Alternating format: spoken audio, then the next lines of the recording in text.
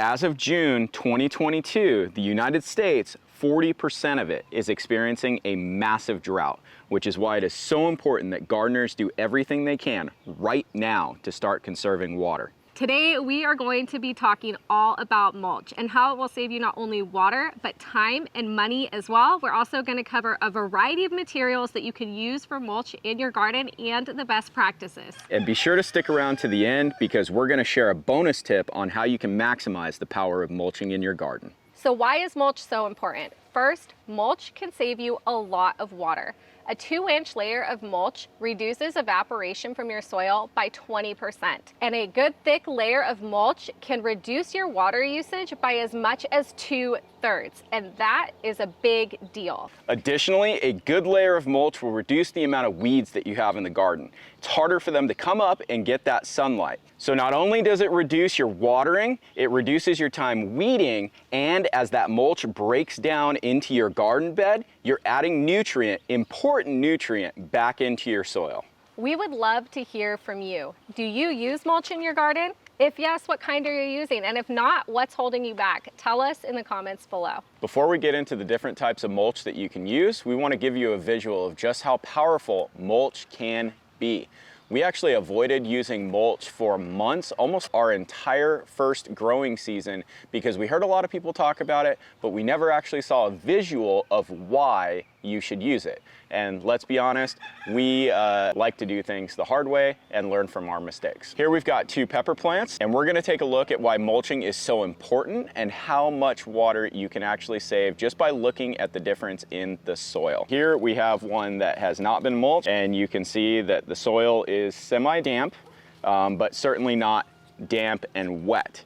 And here we have the one that was mulched, and if we pull this to the side, you can see that this is very wet still. And these were actually both watered yesterday. So you can see how much more water the one with mulch retains versus the one without. So now you're wondering, what's the best kind of mulch? Well, we believe the best kind of mulch is free or cheap and easily accessible to you. One of the most popular types of mulch is straw or hay.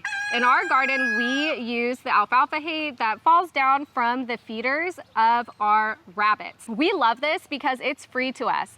If we were not using the alfalfa hay as mulch in our garden, we would be throwing it away. Another free option that is often not thought about is grass clippings. Now, we actually do not have a lawn to get grass from.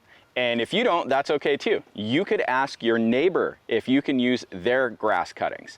You just want to make sure you're using long cuttings. An important rule when using grass clippings is to use it in increments. You should be putting down a 1/4 inch of grass at a time in thickness so it can dry out before you put on the next layer. This keeps it from rotting and getting slimy and nasty on top of your bed. A very important note when using straw, hay, or grass is to really know and trust your source. Oftentimes, these things are treated with pesticides and herbicides, and if those are put onto your garden, it is going to leach into the soil and kill the microorganisms that we want to be building up in our healthy soil. It will also probably kill your plants. So just be sure that if you're getting them from a neighbor, that you ask them what they're using on their lawn. And when you're purchasing your hay or straw, be sure that it is organic and from a trusted source. Another great option for mulch is wood chips. Now, wood chips are best used around perennials and things that are going to be in the ground long term. Plants that have established roots and deep root systems. They can be used in your garden, but you want to make sure that you're using mulch that has been aged for at least a year, or it will leach the nitrogen from the soil and rob your plants of that nutrient. If you're using mulch in your vegetable garden, it's important to get mulch that is broken down into finer sized pieces. You want to be shooting for 1 inch or less for the size of the chip. Finally, for our organic mulch options, we have compost. Compost is a great mulch. A 2 to 3 inch layer of compost is going to help keep your soil cool and retain moisture all season long. Additionally, every time you water, you are adding nutrients back to your soil and continuing to build that really healthy microbiome that we want to have in our garden. Compost is going to break down and incorporate into your garden beds quicker than any of the previous options we mentioned. So it's going to be important that you keep an eye on it,